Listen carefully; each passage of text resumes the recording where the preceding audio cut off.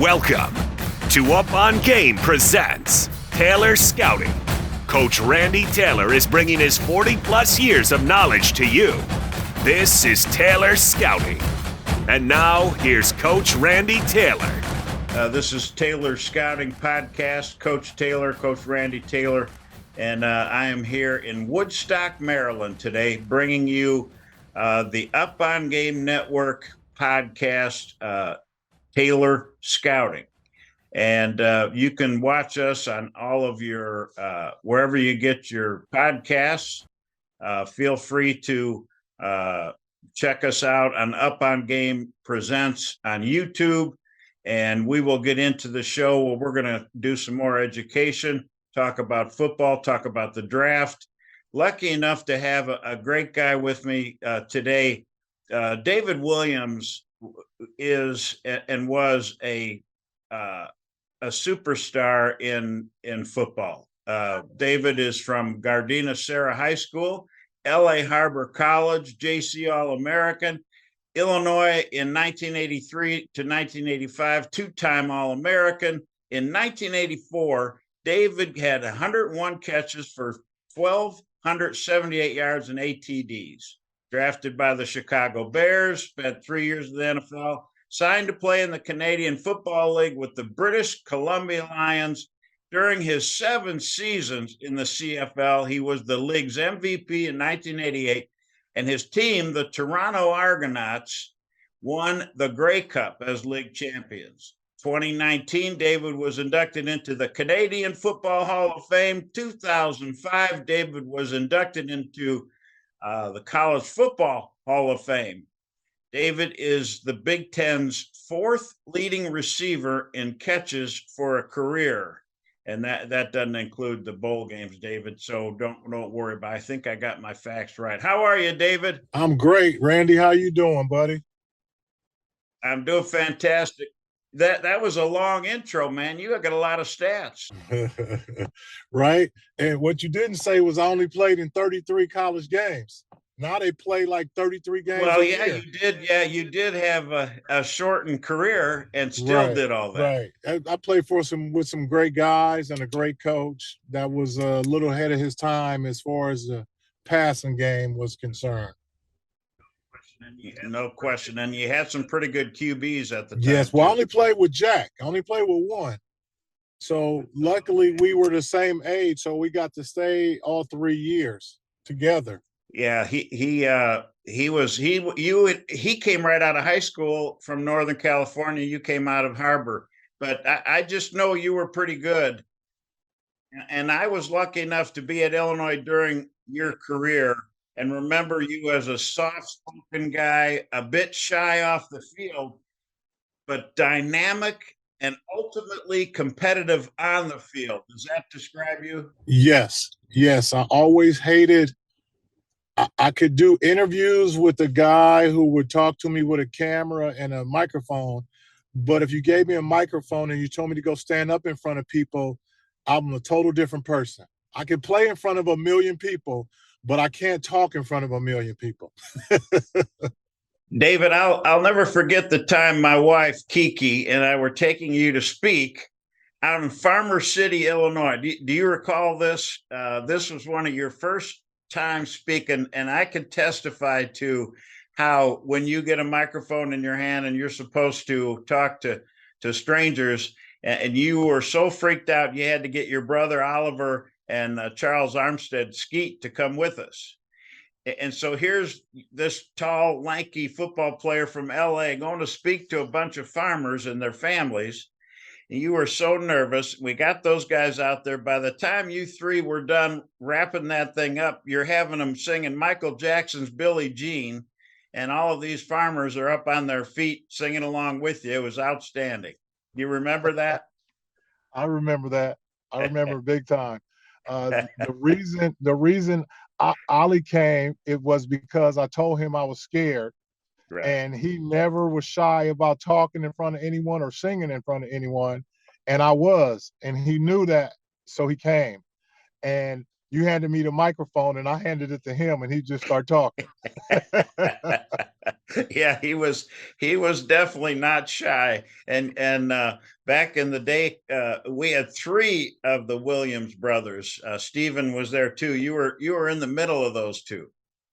Yes, my big brother went there, uh, and he played there in '81 and '82. And of course, him being my hero, I always followed him. So wherever he went, I went. Yeah. Hey, tell us about your family, David, the David Williams family. You've got some athletes that are on the baseball side of this. Give us a little background. Well, my 17-year-old is a sophomore. He just turned 17. He started varsity last year, and he made all league as a freshman because he could play every position. And it seemed like every time he got up, runners was in scoring position late in the game, and he had to get hits for them to score and win games. And it just so happened that everything worked out for him. And What's he play? What positions he like to play? What will he be in college? he'll be an outfielder and a pitcher. But because they were stacked in that, he has a cannon for an arm, so he played back catcher because the catcher couldn't hit and he couldn't throw anybody out. He would never miss a ball. No ball could get by him, but if he caught the ball and you could steal a base because he couldn't throw you out. So they will put my He wasn't a son in, and Molina, huh? right, and you couldn't run on Chase. So the key was just having him keep the ball in front of him. So he learned, and I would tell him, look, you make them take you up, you make them not be able to play you. If in any situation on any team, if you play well enough in crunch time, they will find a way to play you. So that's what I used to stress to them. Make them play you. If you're on the field and you're producing, they will never take you off. And he did that. And my youngest is 14. He's a switch hitter. He plays shortstop and second base. He was built more like me. Chase is already 6 feet, but Brady is like, he's small. He's like 5'2", and he can't see him getting bigger. And just keep getting better. Build like your father. You were 6'4". You'll wake up one day and be the tallest guy in the building. Just keep growing, and he's just a stud. He has hands. He has those Derek Jeter hands, those magic hands, and he's a switch hitter. So it's fun every weekend. I get to go watch them play baseball, or every day during the week I'm busy doing something watching them play. So it's kind of cool. Yeah. Pretty soon that NIL money will start heading that way. Hopefully, hopefully. I tell them nothing's promised to you, so you got to get better. Yeah, absolutely. And I told him I'm not paying for college, so No, yeah, I'm earn not your paying for way, college, so son. you better get a scholarship or get drafted. I Right? love I it. did it. You got to do it. Absolutely. Hey, speaking of the draft, so we got the draft coming up, and I wanted to talk because you were a high draft choice. You were really a talented guy that could have gone anywhere from the first. You ended up going in the third round. How did you prepare yourself prior to that? What was your mindset about the draft? Well, I was always told I was going to be in between 15 and 20, the 15 and 20th pick. So I was told that by the scouts and the coaches who would come by and work you out because we'd have to work out for all the teams. I went to the combine. I played well in the combine. I worked out well for all the teams, but I wasn't a track guy. I wasn't a guy you could, now it's like everybody, if you run a fast 40, you get drafted high. I was never a guy that could just line up because I was tall and lanky, that could line up in a stance and just run 4-3 like that, right? I was never that guy. I could play and I could run by a guy run 4-3 couldn't cover me, but if we raced, he would kill me, right? I was tall and lanky, so I was down. Right? So I was told that I was going to go anywhere from 15 to 20, so I was prepared for that, and I was thinking that, right? But when the draft came, it was a total different story. Yeah, we've seen those draft days. Now we watch it all unfold on TV, and the guy that sitting in the room at the draft, wherever it is. This year it's Kansas City, sitting in that room, and he's supposed to be a first round guy, and he ends up, second, third round. And it's got to be kind of tough to sit there and wait. Were you at home? Well, I was at home the first 2 rounds. It was heartbreaking Yeah. because, the 15th player pick went and then it kept going.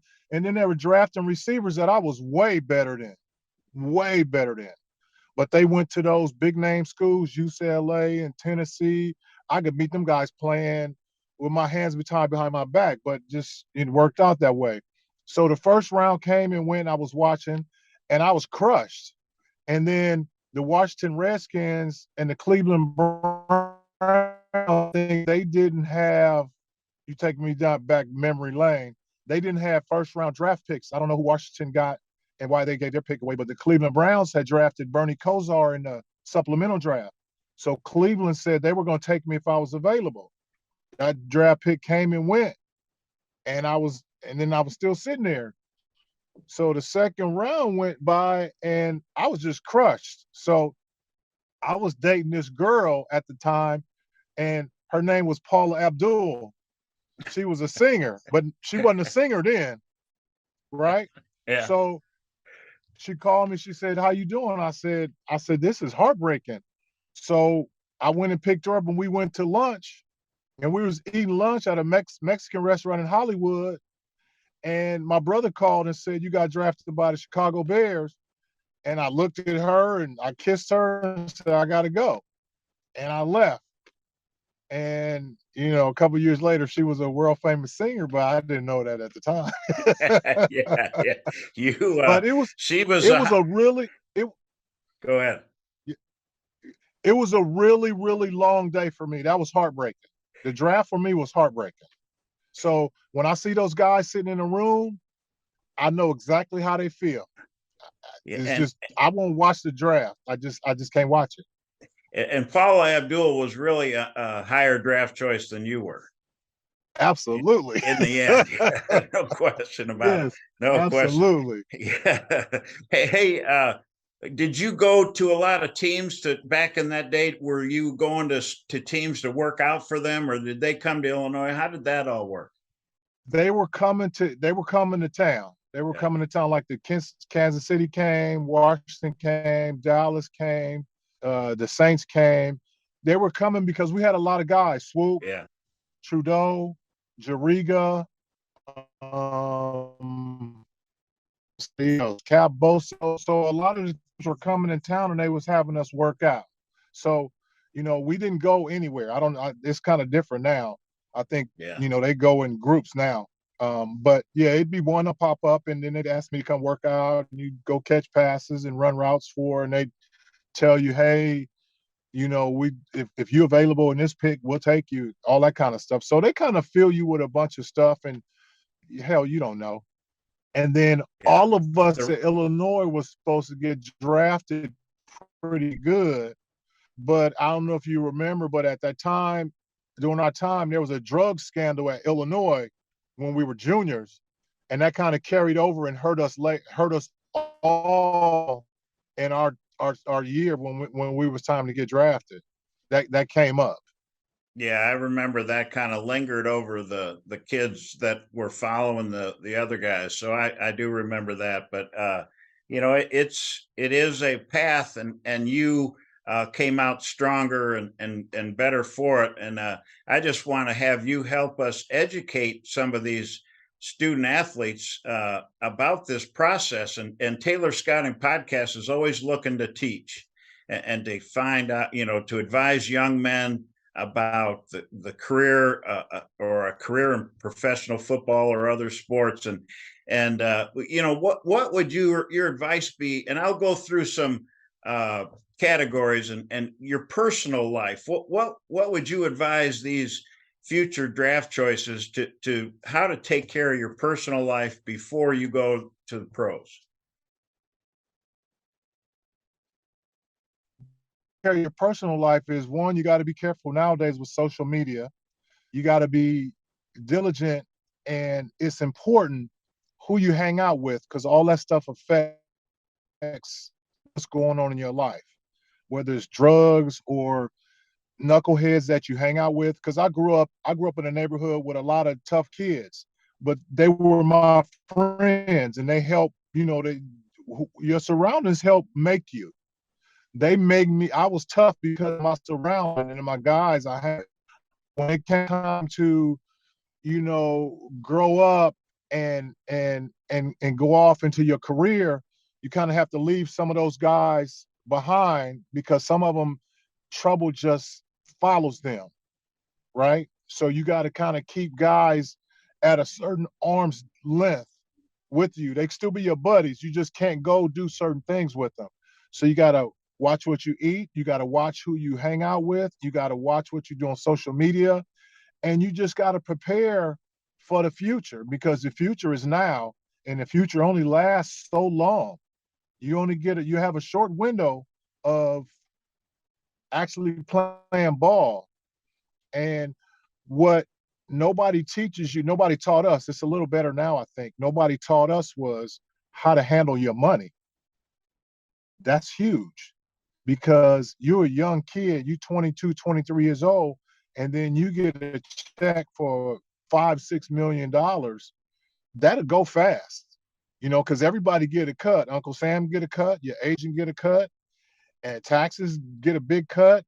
So that $5 million is probably around two.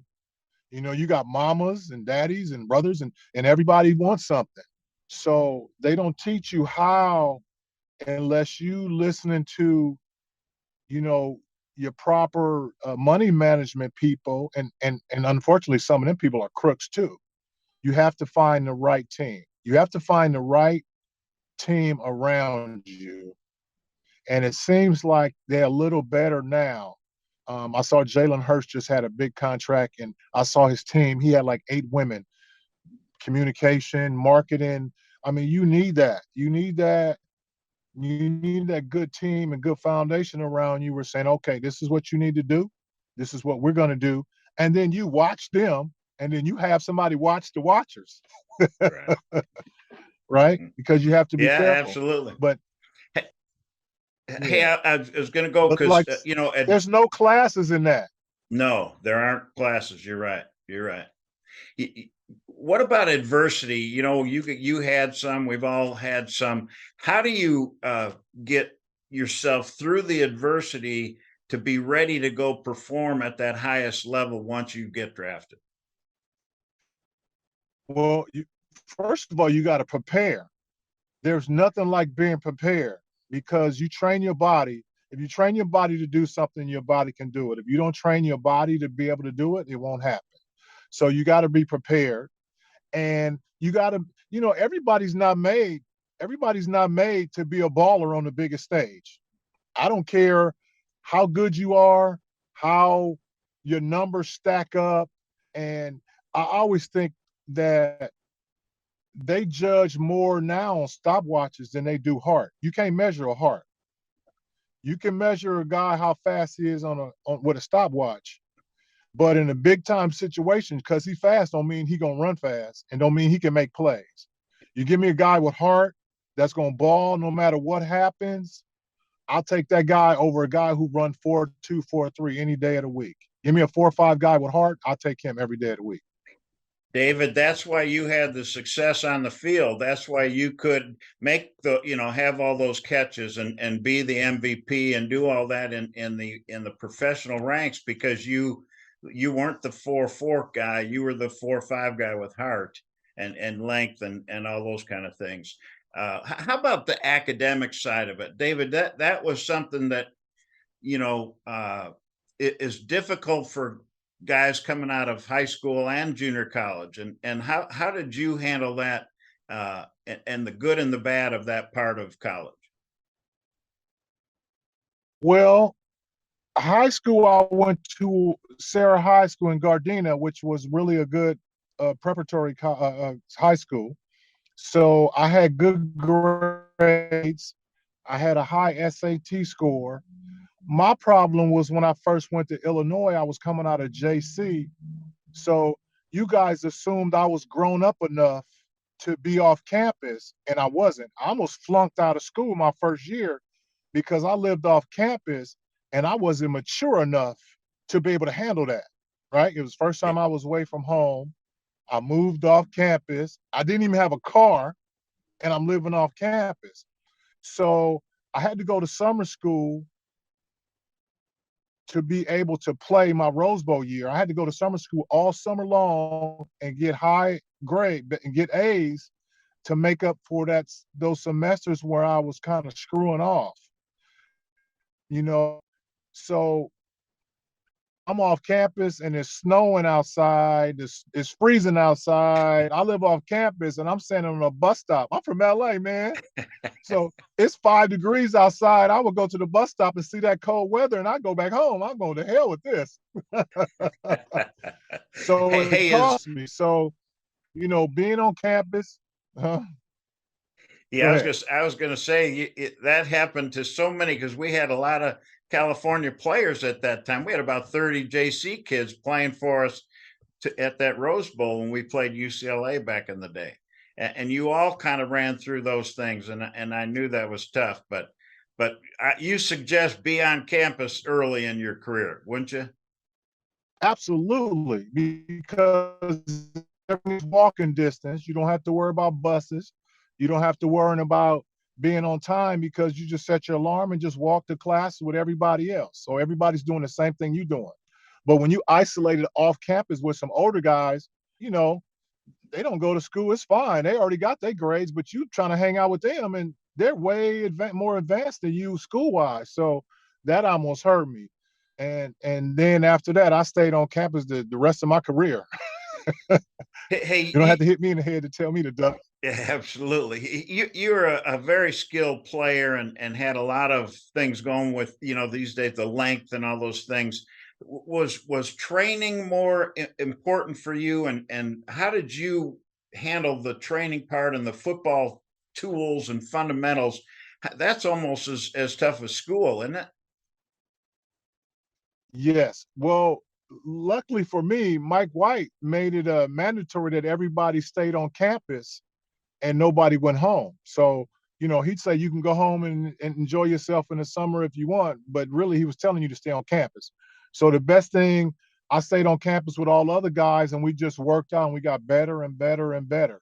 By getting redshirted in '82 and getting hurt, I got to see how Oliver prepared and how he played. I got to see how Mike Martin played and prepared.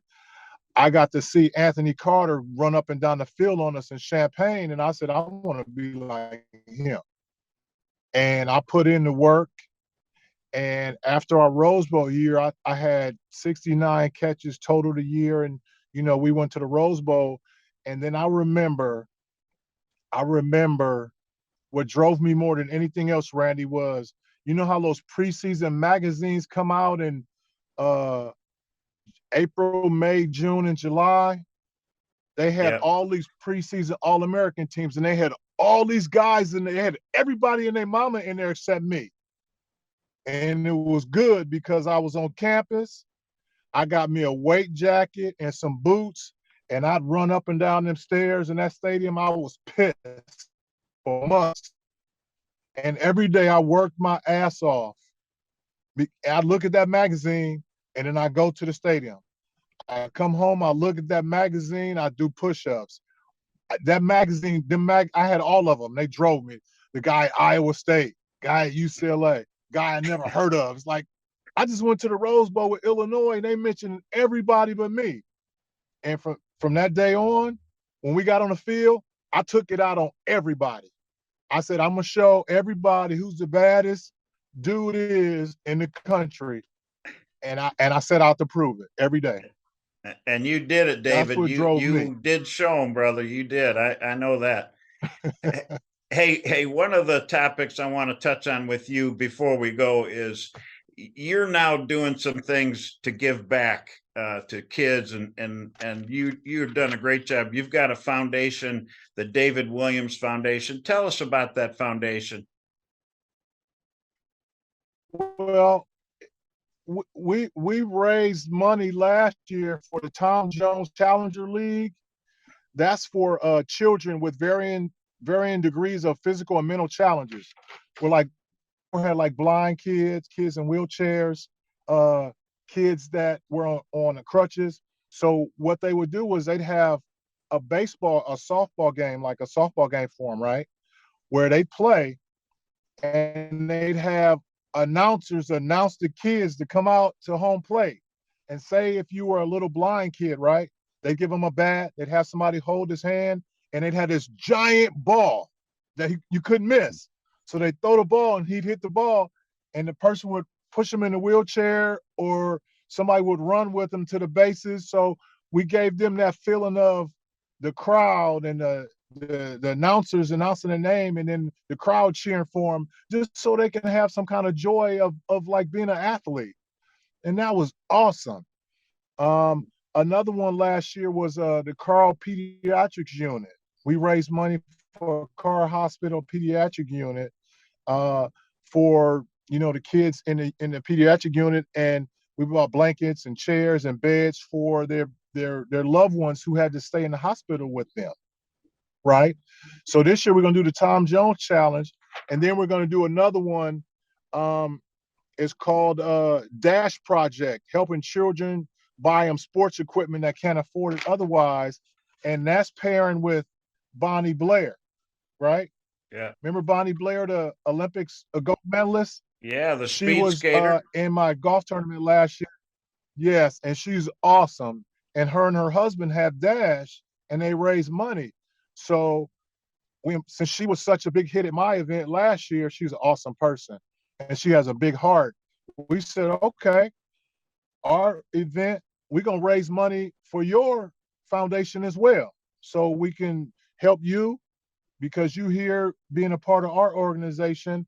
So that's what we're doing. So we're trying to give back to the kids that can't afford it, or the families that can't afford it, and the Tom Jones Challenger Kids League. And that's just true to my heart. I mean, You've got a golf tournament coming up. You have a golf tournament in Champaign, Illinois. When is that, and where's that going to be? That's going to be at the Orange and Blue course.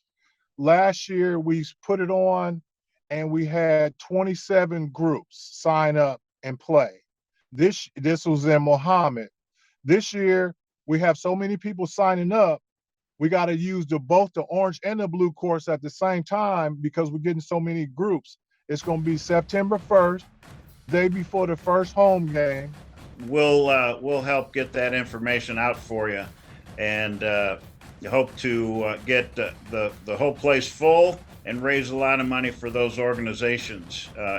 And Bonnie Blair is a very special person. My family, we know her very well.